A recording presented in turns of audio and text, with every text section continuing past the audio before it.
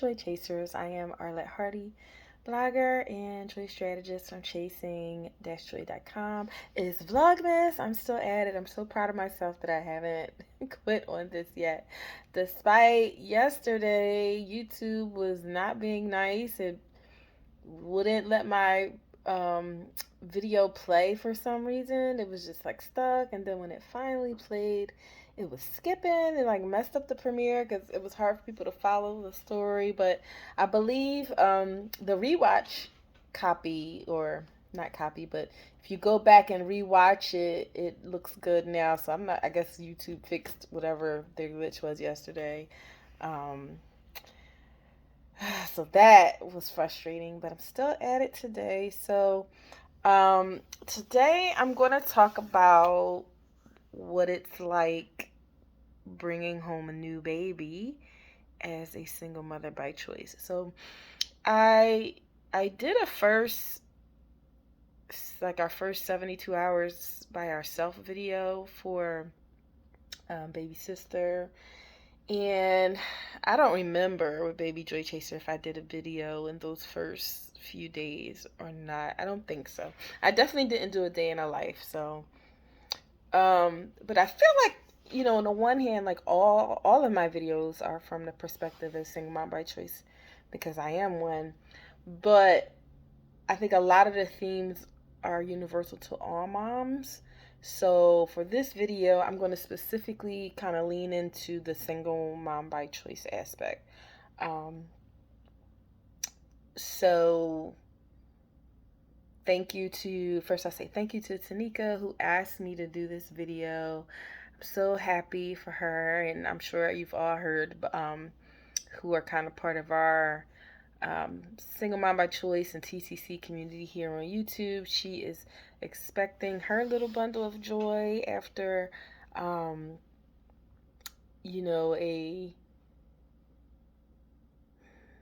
a pretty lengthy TTC journey, and one filled with lots of education and twists and turns. Um, so I'm so happy for her, and we all thank her for how transparent she's been throughout her journey and how knowledgeable she is about all things TTC. Um, so shout outs to her. But yeah, she's expecting her bundle of joy and is starting to think about what it'll be like when she brings her little one home. So I jotted down some notes. So you see me look to the side. That's what I'm looking at. So I think the main thing is I feel like certain things are probably just a little bit heightened. Um, I think what you'll experience as a single mom by choice, bringing home a new baby, is going to be really, really similar to what other moms experience, except it's all on you. So, I wrote down so the main thing is just tired. I think all moms are tired. I've yet to meet a mom who's like, I'm well rested and rejuvenated all the time. We all have a lot to do in the caring for yourself and others, especially when your children are still small. But then even when they're bigger, you still have things to do. So you're tired, but there's nothing like the newborn phase of tired. And just, I don't know what Tanika's plans are, or any other moms or moms to be, who are single moms by choice or otherwise, who might happen to look at this. I don't know what your plans are, if you plan to have help or not have help. But um, if you don't have help, so if Baby Joy Chaser didn't have help at all, and like not overnight help, so you have to get up for every time they cry. It's you. There's no taking turns. There's no I'll take the nights and you take the mornings. There's no I'll take Monday, Tuesday, you take Wednesday, Thursday. There's no I'll get up with the baby during the week because my partner has to work, and then they'll be up with the baby on the weekend. There's none of that. It's just all on you. So every time they cry, every diaper change, there's also no I know for a lot of nursing moms feel like they're up, whether they have a partner or not, they're up for every feeding. But I know some nursing moms will get their baby on a bottle kind of early just so that their spouse can or partner can feed the baby. Or they're up for the feedings, but then their partner or their help we get up for all of the other reasons the baby's crying in the middle of the night. But if you don't have help, it's you every time. And even if you do have help, just depending on what the dynamic is. So my aunt stayed with me with baby sister, and I still got up. I got up for every feeding overnight. My scenario was one where baby sister didn't get up a ton. Somebody said when I was in a Bible study for um, I think it was a single parents Bible study, a single mom's Bible study. Um, and someone said there that God gives you the baby that you need. And so God knew that I need sleep. So baby sister has never been too bad overnight, and baby Joy Chaser, he wasn't either. But either way, they still didn't sleep through the night. So whether, it wasn't always like every hour, every 2 hours, and, it calms down. Baby sisters wakes up. Really, it's like twice at night, but they go down earlier than I do. So often, her first time when she's a little fussy, I'm still up, and then there's usually at least one time once I've gone to bed that I get waken up by her crying.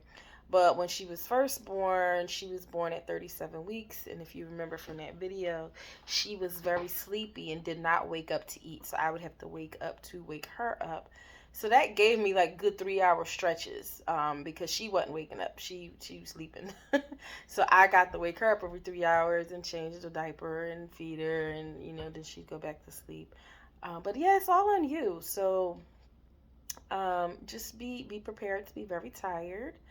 I'm still tired. She just turned 6 months, and when I say tired, it's not always like I need to lay down or like, oh my gosh, I'm feeling like I'm falling asleep, sitting here or driving or anything crazy. But you get like a certain mental fogginess from not getting enough sleep at night. I think I average like right now like between 4 to 5, and that is not enough to sustain like forever. But I know, but this time period will pass. Like I know that. And I'm trying to get her on solid food, and once she starts eating, I think she'll start getting those longer stretches and won't be waking up to eat after 4 hours or 5 hours overnight. But the main thing is like I'm preparing to go back to work, and I am a little worried because with her waking up, I have this mental fogginess, and I don't really feel like I'm as sharp mentally um, as I could be. Like I'll lose things, I'll put things down, I'll put them away and can't remember. Just little things like that I just mentally I feel a little foggy, and I know it's from lack of sleep. So just be prepared to be tired. That's true for all moms. And I've never had a baby with a partner, so I can't say for certain that we are more tired. But just know that you were the one doing everything. And so because of that, my next thing I wrote down was trade-offs. You're going to have to make trade-offs because you are one person, and this might be controversial, especially on the Single Mom by Choice page. But I think, raising children, it was designed that two people would do it. That's like the optimal, I won't say the optimal in all scenarios, but like the way that babies work, like you need help, you need an extra set of hands. So when you don't have the extra set of hands, you're going to have to make some trade-offs sometimes. So like I was talking about in the other video with the pumping milk, I can't pump as much milk like if I would if I had a partner, because I would be able to feed the baby and then hand the baby off. Like I would be able to nurse the baby, then hand the baby off to the partner and then pump. I've never been able to do that because try having the breast pump on, whether it's the cordless one or not, and it's sitting out here, and it's hard to snuggle a little baby close to you, or even a bigger baby wants to pull the tubes and all that. So I've never been able to do that whole nurse then pump right after to like get your supply really revved up. So that's like a trade-off. You just can't do it. your baby will cry more than you like because again, you're one person. So for example, um, you're in the bathroom, you have to go to the bathroom, and the baby starts crying, and you can't just rush out. Baby has to cry. Um, if you have more than one, or I know Tanika has her fur babies, her dogs. You know, you're in the middle of grooming the dog, washing the dog. You got soap wet, and now the baby is waking up. You can't just leave the dog. You know, You need to take a moment to turn the water off. Maybe put them somewhere where they're dry and not wrecking the whole house. So your baby is gonna cry more than you like. And perhaps that's true for other moms, but there's no one else. Basically the general point of all this is going to be there's no one else to tap in. So you know it just is how it is. You don't have a tag team partner, so your baby's going to cry more than you like at times, but um it's okay. They're not going to be like permanently damaged. Baby Joy Chaser um, is wonderful in any areas of his personality where he's not wonderful. It has nothing to do with him having cried or him being not being attached to me. He has a nice bond with me. Um, yeah. So, but just be prepared. There's gonna be times where you're gonna be in the middle of something and you can't just immediately pick up the baby. And so they're gonna cry more than you like. You're gonna have to make some trade-offs because it's only 24 hours in the day. You cannot do everything, and that little baby needs you to do everything for them. Um, so sleeping while the baby sleeps. I don't know. I mean, people say that. I don't know how realistic that is with most moms.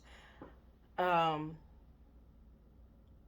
but there's going to be certain things that you need to do, and maybe even just do for yourself. So like, I'm not really one to get my nails done, but some people are, and I put these little gel strips on last night. I think I did pretty good considering this is not something that I'm really good at. But yeah, I could have went to sleep probably 30 minutes earlier if I didn't do this. But this looking down and seeing my nails look like something makes me feel better. And so it's like, a happy mom equals happier kids. And so like I'm trading off sleep for that because I can't just do it during the day when the kids are up because there's no one to watch them or to help them when they knock something over a spill or when the baby spits up in my hands. I'm in the middle of doing this and trying to not, mess this up. So it's just going to be trade-offs. And one of the other things that stands out to most is I feel like I can never eat um, when they're around. I feel like every time and it was the same thing with Baby Joy Chaser for like at least the first year, and then it got better, and then around age 2.5, 3, it got worse again. It's like every time I go to eat, she cries. Or he would cry too. Like I don't know if they smell the food, like they'll be asleep, and you'll think finally I can eat a warm meal. And as soon as the food gets warm, they wake up. Um, and then that happens again around the toddler age because as soon as you sit down, start eating, they want more, or they knock their juice over, or they spill their plate, or they drop their fork. So you could just never eat. I feel like you just can never eat in peace. And that's one reason I think a lot of moms end up staying up too late at night after the kids go to sleep because they can finally like watch TV in peace or scroll the internet or whatever it is they do uninterrupted, and they can eat snacks or a meal without being interrupted, and they can eat a warm meal, or if they like, say they want to have their ice cream and not melt, or their iced coffee without the ice melted, or whatever it is you like, you can have it in peace. Because I feel like I could just never do that because and whenever I'm somewhere and someone can hold the baby and I can eat, I do take advantage of that. Like, oh, I can eat in peace for a little bit. Um, because it's so rare at home to like be able to enjoy a meal. And it's interesting because with Baby Joy Chaser, I lost a lot of weight after having him because of that. Baby sister, it has backfired. It's like I find myself um I don't want to say like binging, but like definitely snacking more than I should when she's not around to like make up for it. So yeah, mentally it has backfired this time. I've gained weight instead of losing. Another thing is I miss talking to my friends. I miss communicating with friends. Um, because you can't you go out when the babies are little. At least for me, you don't want to take them out too much. Now I didn't keep my baby in either one. Baby Drew Chaser, he did not stay in the house like a whole 2 weeks. Like I started going stir crazy with just us two. So we went to Target. I don't remember how old he was. With baby sister, it's a little different because I had to take baby Joy Chaser to school. Like that was just enough of an outlet. And then my aunt was here those first 2 weeks where we really didn't go anywhere with her other than her doctor's appointments. But you start to get a little stir crazy and missing having adult conversations because there's no other adult around. Um, there's no spouse going to come home and tell you about their day, or for you to vent to. It's just you and that baby who can't talk, or communicate or validate your feelings or anything. So I do miss my friends, and it is hard to make time. Um, them trying to catch you, don't call you, and hopefully it's not nap time. I find if you're listening to this or watching this as a friend, text first because the last thing they want is their phone to ring when they just got the baby down or to start, vibrating just when the baby's about to go to sleep and they pop their little head up. But you can text first, like, is this a good time? But I do miss talking to my friends. And I'm trying to work it in whenever we can get together. That's great. When you feel comfortable bringing your kids around, but just being able to like during the pandemic, we had like a regular Friday call, and I did that all the way through the pregnancy, and then baby got here, and it's like can't I had managed to do it here or there, but not consistently. Um, I had another thought about that. Um, I'll get to it in a moment. So, envy or jealousy. Now, I can only speak for myself, and I don't know the actual. I would have to look them up to know which one is appropriate. But sometimes I think, as a single mom by choice, you will feel envious or jealous of moms who have a partner. Now, full transparency, my mom and my dad have both passed away. I get triggered with jealousy or envy much more frequently when people talk about their mom babysitting or being able to drop their kids off at their parents' house. Like that triggers like, oh, how badly I wish I had that. Wish I could do that. Much more than wishing I had a spouse. But every now and then there'll be a moment, there'll probably be some moments where you'll just wish that you had a significant other to help. And that's okay. It doesn't mean that you made a wrong choice, or that you can't do it as a single mom by choice, or just a single mom if this wasn't your choice, but by chance. It doesn't mean you can't do it, but you're a human, and things are hard. Raising kids is hard. It's I don't think there's anybody who says it's easy. And when something's hard, yeah, sometimes you wish you could tap out and tag someone else in. And if you are around people who have that, or maybe you see on social media or even in a movie, wherever, you could be triggered to be like, man, I wish I had that. It might feel a little envy or jealousy, but for me, it's only been temporary. Another thing, which being single mom by choice, or solo parent, I find that you don't have anyone to share your baby's moments with when they say something funny or cute or they're doing something silly. There's no one to be like, look, and share the moment with. And that could be a little sad, but thank God for social media because I share a lot of cuteness with my kids, and I do appreciate when people comment or like or whatever because it makes you feel like you're not alone in this, and like you're getting to share your moments with people. It's not the same as like a spouse or a parent or grandparent or whatever. And I text my family cute things. I try to not overdo it, and I try to take note of who responds and who doesn't. Um, Not to take it personally, but to be like, okay, maybe they don't need to get as many pictures because they might be too busy to really, take them in. But yes, as a single mom by choice, you might feel like, man, I wish someone else was seeing and experiencing this with me, because I think it's human nature to want to share experiences, and so you're largely be experiencing parenthood alone. Um, and I'm not saying that is a bad thing. Like, this is what we signed up for. This is what we prayed and hoped for. Um, but you know, that can be lonely. Um, so those are kind of like the downsides. And I don't want to be Debbie Downer. So some of the positive spins, right, for being single mom by choice, you are totally in control of everything. And if you are like me, you like being in control of your environment and your settings. Being able to make the decisions about where my kids are going to go to school, what their faith is going to be in terms of, for right now, like they'll decide what they embrace, but like what's going to be presented to them as a small child. I get to decide what our home life is like, what our discipline is like, or lack of discipline is like. But I like being the sole decision maker. And though I want to be married one day, like that is one of the things that I'm like, oh, okay, I probably have to talk to the therapist when Mr. Joy Chaser comes along. Like, how do I transition from being the sole decision maker to letting another adult have say about my household?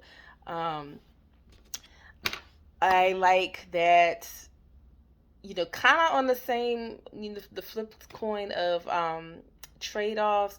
You get to set the tone for what the values are in your house. And so for my house, I value togetherness over cleanliness. So my house is usually messy.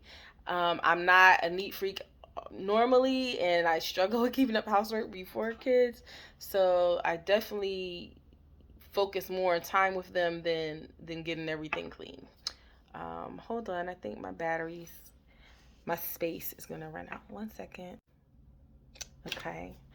So I definitely, get to say what's most important. So for example, um, one day last week I felt like I missed them. Like I feel like I didn't get to like be as playful and stuff as I like. So that day, and I had food out, thought out to cook, and I said, nope, I'm not gonna do it. I'm gonna go to McDonald's and we're gonna get these chicken nuggets, and then we're gonna sit up. I'm gonna put a blanket down, and we're gonna have a picnic. And baby sister knows how to sit up now. She's gonna sit there on the floor with us, and I'm gonna get on their level because I felt like I hadn't done that all week because of just being busy with things. And yeah, it's important to not, overdo fast food and things like that. But I rather them look back and be like, we had fun. I remember my mom making picnics for us, rather than, man, my mom was such a great cook and she was always in the kitchen every evening when I got home and wanted to connect with her. But that food was good. Like, I don't want that. So you get to make the trade-offs and figure out what you're going to value most at whatever stage you're going through, and make those adjustments without feeling like you're letting down a partner.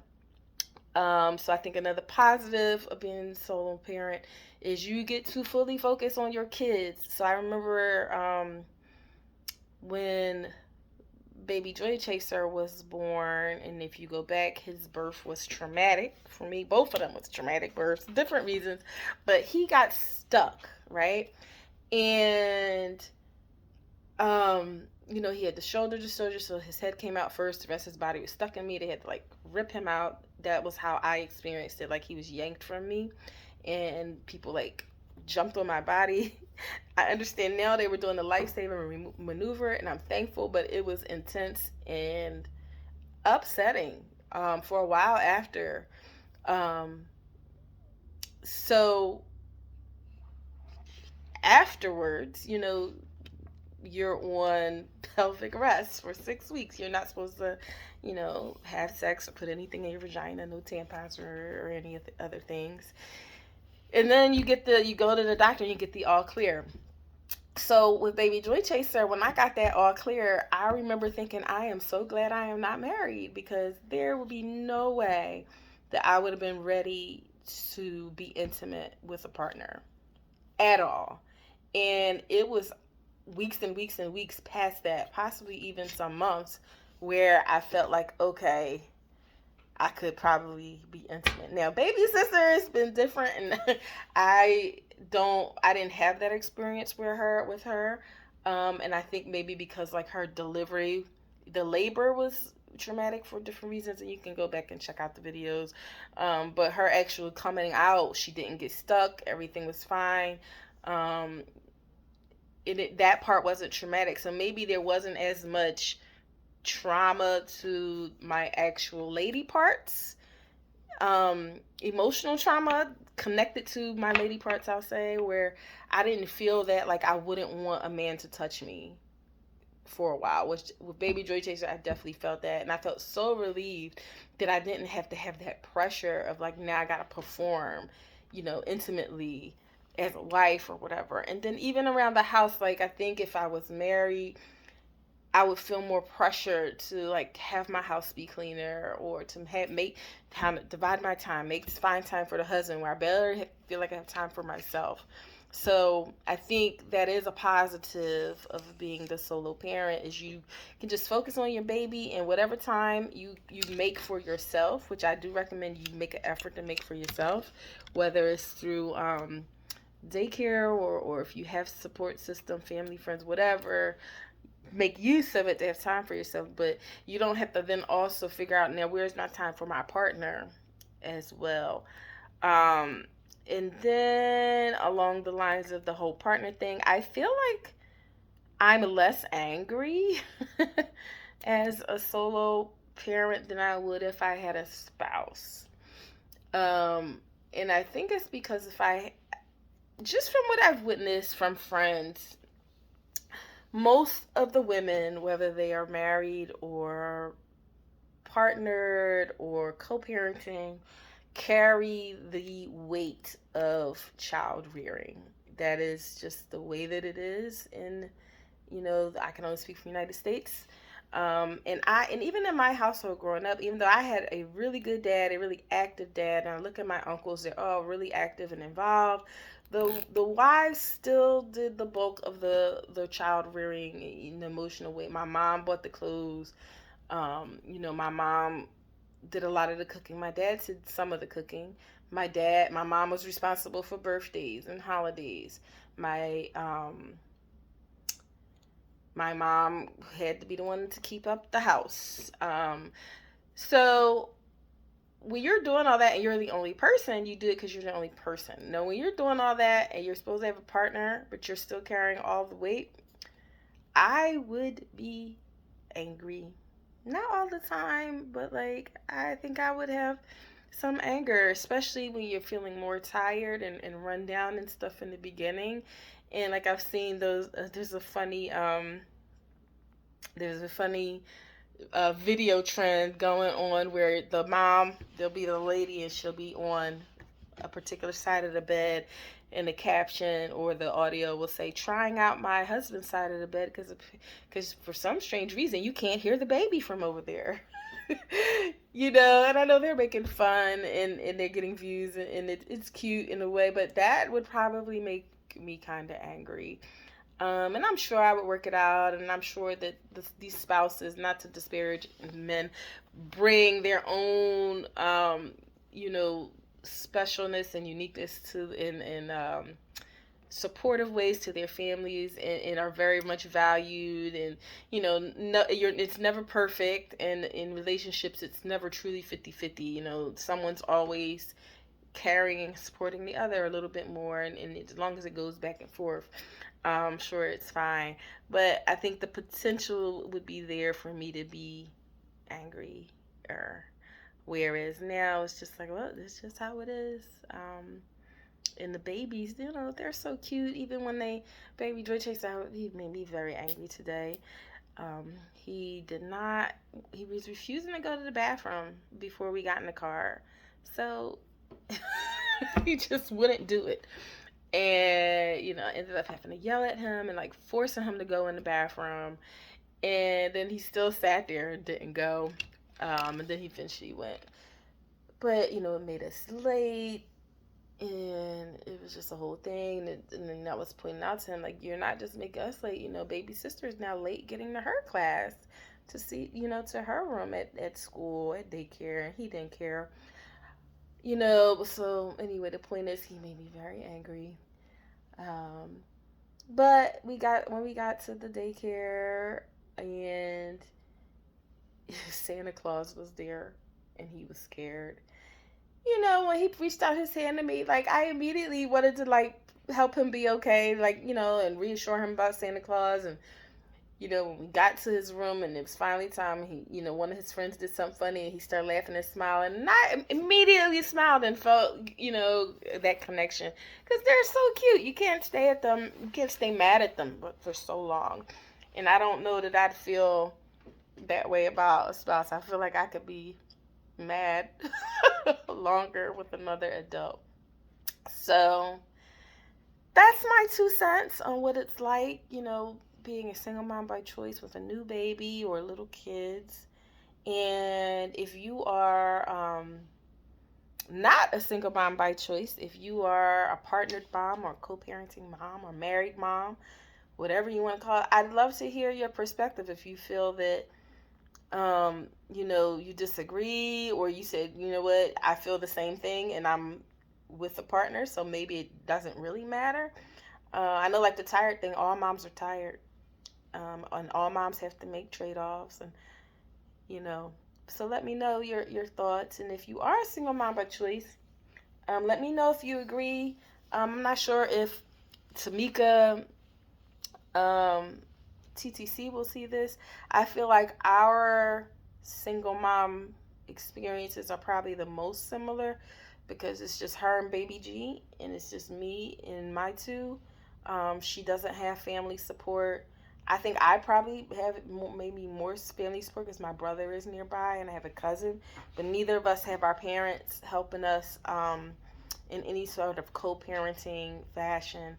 So maybe she'll see this and let us know her thoughts in the comments, or maybe she'll do a reaction video. But that's another person that I think would be a good person to ask about their experience as a single mom by choice in the early stages of motherhood.